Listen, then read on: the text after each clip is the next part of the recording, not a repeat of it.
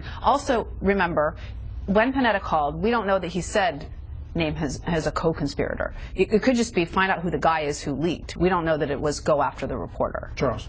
I agree with that. I think you have to distinguish between the demand for a leak investigation and the doing the unprecedented of naming a reporter as a co-conspirator, unprecedented at least for 40 years. I think completely appropriate for a defense secretary, CIA director, to pick up the phone in the middle of the night and say, do you have any idea how this jeopardizes our security, which DOJ would not necessarily know because it isn't the DOJ's expertise. But that doesn't, so that in and of itself, I think, is innocuous and normal. I don't even understand why the White House spokesman implied that there was none of that.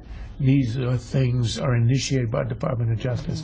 It ought to be the president's advisor on terrorism or whatever who calls up and says, you know, you may not understand this, but there's a problem.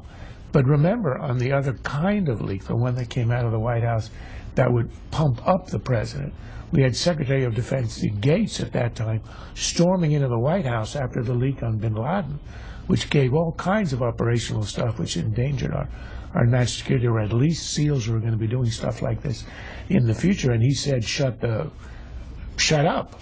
You guys have to stop this. And the issue is was there a double standard? Was there any investigation of that? Did anybody look into the obvious place where this would originate in the White House? Was anybody looked at?